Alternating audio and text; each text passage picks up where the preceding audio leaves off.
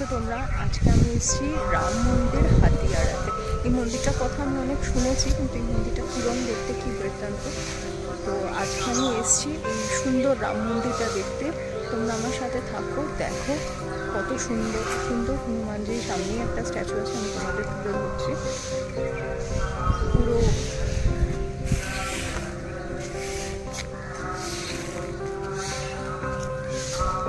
মন্দিরটা দেখো এবং আমার চ্যানেলের সাথে থাকো। কীভাবে এলাম, এটা হচ্ছে ইকো পার্কের 4 নম্বর গেট থেকে তোমাদের একটুখানি ভিতরের দিকে আসতে হবে, হাতিয়ারা বলে জায়গাটা। এই দেখো আমার পিছনে আমি দেখাচ্ছি তোমাদের পুরো হনুমানটা, খুব সুন্দর স্ট্যাচু আছে। তো থাকো, চ্যানেলের সাথে থাকো, আমার ভিডিওটাকে লাইক সাবস্ক্রাইব করো। দেখছি আগে কীভাবে তোমাদেরকে এই সুন্দর জায়গাটা তুলে দেখাতে পারি। হ্যালো ফ্রেন্ডস, তো এটা তোমরা দেখতে পাচ্ছ, এটা আমি ওই হাতিয়ারার রাম মন্দিরে এসেছি।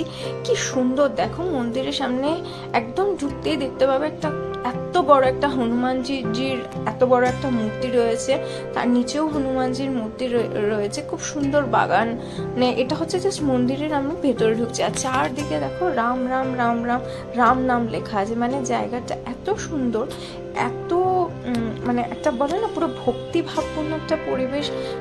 সব দিকে দিকে দেখো শুধু রাম রাম লেখা আছে, এত সুন্দর, এত ভালো লাগবে। আমি তো নিজে জানতাম না এই মন্দিরটার কথা, বাট আমি জানি না তোমরা জানতে কি জানতে না। এটা হচ্ছে মানে ধীরে ধীরে আমি মন্দিরের ভিতরের দিকে প্রবেশ করছি। প্রচুর চারদিকে দেখবে হনুমানজির স্কাল্পচার, আর সবখানে দেখো শুধু শুধু রাম নাম রাম রাম লেখা আছে। মানে আর হ্যাঁ, এইটা হচ্ছে মন্দিরে ঢুকছি, এনারও একটা স্কাল্পচার, আমি ঠিক জানি না এনার নামটা আমি মনে করতে পারছি না।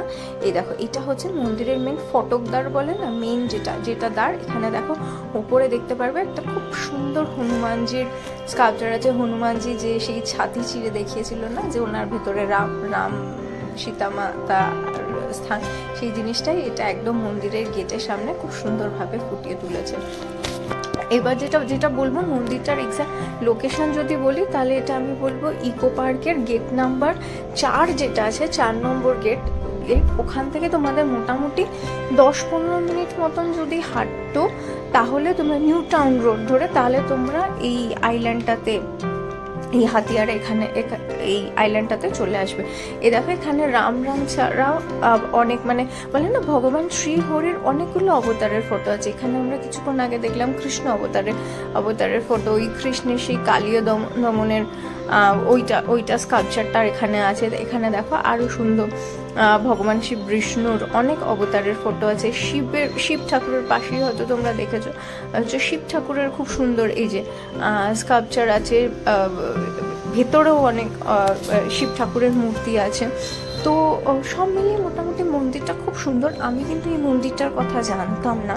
আমি রাম মন্দির বলতে জানতাম কলকাতাতে যেটা রাম মন্দির বাস স্টপের ওখানে রাম মন্দির যেটা আছে, কিন্তু না, এই সুন্দর মন্দিরটা তো এখন দেখতে পাচ্ছ যে খুব সুন্দর রামায়ণের প্রতিটা কাহিনী এখানে, মানে রাম সীতার বিবাহ থেকে শুরু করে সীতামাতার তার হরণ থেকে শুরু করে রাবণের যেটা বলে না, রাবণ যে সন্ন্যাসী বেশে হরণ করেছিল সেখান থেকে শুরু করে পুরো রামায়ণের অনেক কিছু মানে পুরো রামায়ণের ঘটনাটা এখানে খুব সুন্দর এই স্কাল্পচারগুলোর মাধ্যমে মন্দিরের ভিতরে। এটা কিন্তু হচ্ছে মন্দিরের ভিতরে, এখানে অতটা ফটোগ্রাফি করতে দেয় না।